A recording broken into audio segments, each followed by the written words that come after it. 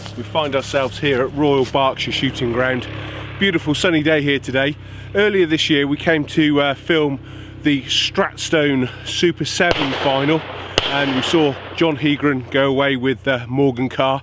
He only went away with that Morgan car for 6 months, but he was trying to gun for a choice of 7 wonderful cars from Stratstone.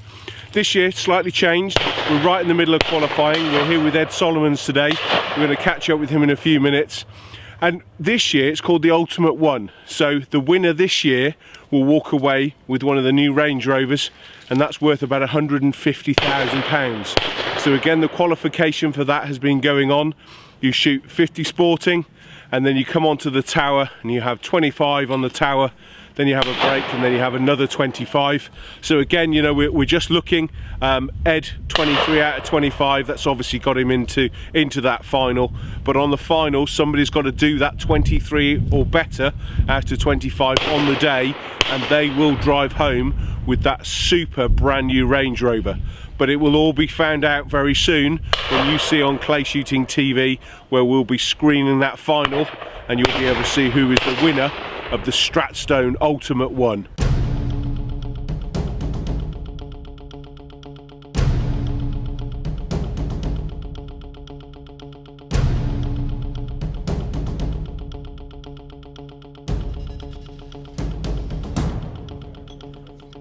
Well, again, we can just see behind us Ed's just walking by now. We're going to catch up with Ed when he goes through to shoot that tower in a moment. Ed's also joined with a few clients today. We've just seen Rosie Brumby go by, Emma Nelson as well, David Zulu, also Wayne Gibbard from R&K Stockcraft is there. We're going to catch up with them as they go around now. They're just going on to their last stand of the 50 bird sporting. Then we're going to join them on that tower, and let's see how they get on with the Stratstone Ultimate One tower competition.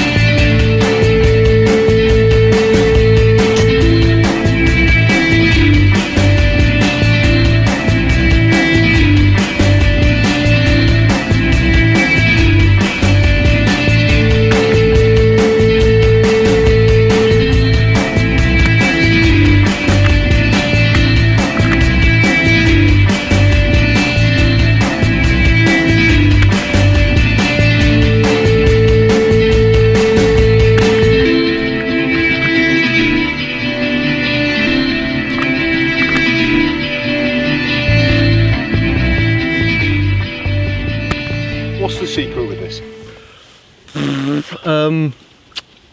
Shooting about 20 times, I suppose. No, I think most people end up missing that offline. There's a lot of line problems there, but no, I feel quite confident on it. I think I can do more. To be fair today, all right, the sun is not a problem, but there's a fair bit of wind up there. Yeah, isn't they're there? getting pushed out and they're getting slowed down. I think that's the reason I missed certainly the big one out on the right hand side. You've got more time and it's being slowed up. Having said that, the stuff on the left hand side is a lot further out with the wind, so it's 6 of one, half a dozen the other. I think as long as it's dry when you shoot it, that's going to be a big thing, because when you're up there looking up all the time, you've got rain on your face and on your glasses constantly. Even if you've got a hat, it doesn't make a difference. So I think the finals day, if it can stay dry, I'll feel reasonable for it, but we'll see. So Dylan, really exciting. You know, we're part way through now. The Stratstone Ultimate. It's getting very close to the final as well. How's it been so far? I think we've been blessed with great weather. There's definitely been we've had double the entries, literally double the entries on what we had this time last year. Interestingly, some people believe it's more challenging, some believe it's slightly easier, But I think what Robert's achieved yet again is the desire that people think, well, I could get 2 or 3 more clays. So the repetitive nature of people coming back has been greater than ever, really, which is perfect. And this morning we came out, we followed Ed Solomon's. I mean, he shot 2 23s on the tower, which I believe is his 4th sets of 23s. And that must be exciting for you, because that's proving a top shot can hit that big score. I think that we had to have rules, and I think when speaking, as most people know, it's been done through an insurance scheme. They had rules they laid down, we had to follow those, and we always believed that 23 was doable. For Ed to prove that to Robert and to us has been very rewarding.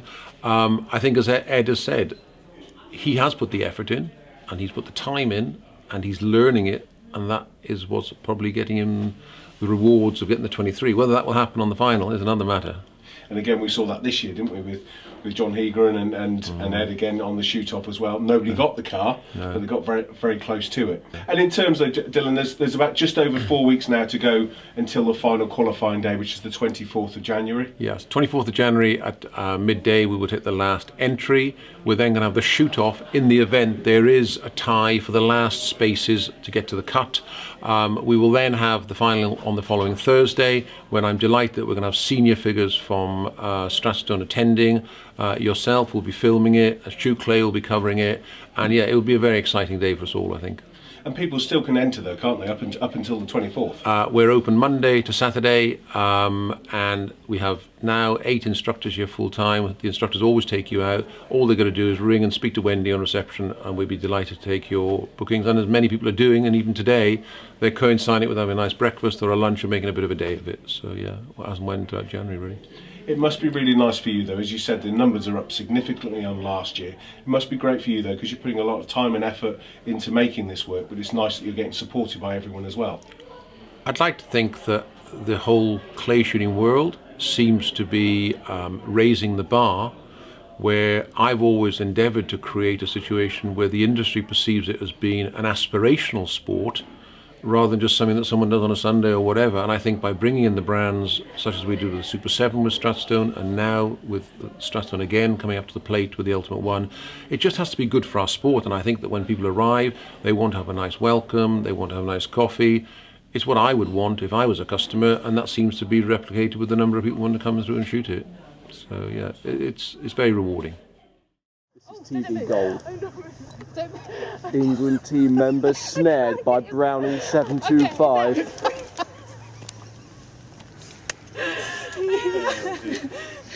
They're going to fit those with a tangle tease. They should do. It's a real problem. It's not the first time it's happened. Yeah, we're ready. Bring them along with them.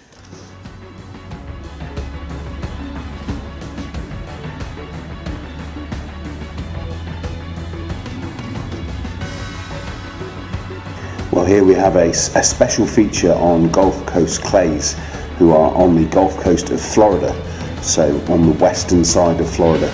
Earlier this year I went down to Gulf Coast Clays and enjoyed a few days there doing some coaching, and met up with Colin Burrows.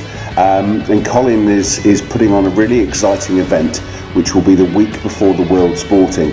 So I thought it would be really good to catch up with Colin, so we did a video link so that we could find out a little bit more about the club, but very much about this great competition that Colin's putting on in Florida. And it's about sort of 90 minutes to 2 hours away from the main event. So let's go and talk to Colin now. Hey Colin, how you doing? Happy New Year. Phil, hi. Happy New Year, and welcome to Florida, where I have to say it looks like we're having rather better weather than you are. Really important year for Florida with the World Sporting coming up. Well, as you mentioned, the World Sporting Championships are happening in Florida this year in April, mid-April. And that's a pretty big deal over here because, as you know, it alternates between the US and the UK, and this is the first time it's taking place in the States outside Texas. So we're pretty excited here in Florida, and what I want to do is try and persuade people not just to come for that shoot, but to come and experience a bit more of Florida as a vacation destination. Yeah, well Colin, tell me a little bit more about this competition you're putting on. So what we're going to do is host an event called Sun Traps, which is a family weekend. So it's shooting focused, and there'll be big competition stuff and big prizes to be won. I'll tell you more about that in a second. But also I want to bring the non-shooter in, and so we're going to give you a chance to go fishing in the region, and I'm told the fishing's fantastic. I have to say, all I know about fish is what comes in batter with some chips. But we'll do some fishing, there's kayaking, there's airboat rides in the Everglades, and of course there's a little bit of shooting. Colin, you've got a lovely ground, but tell us what you're going to set up. For the shooter, those who are coming out for the Worlds themselves, we're going to have some testing targets, so you can use this as a warm-up. But I also want to get some family shooting done. I want to have a ladies event, and we're going to have a juniors event as well. Colin, I understand you've got some support for the event. Our partners in this are the Convention and Visitors Bureau, the local guys who are responsible for tourism in the region. They're very keen to get more folk along here and very supportive of us. And Sunstream Resorts and Hotels, who own the local hotel here and will be providing some very generous rates for those who come to visit.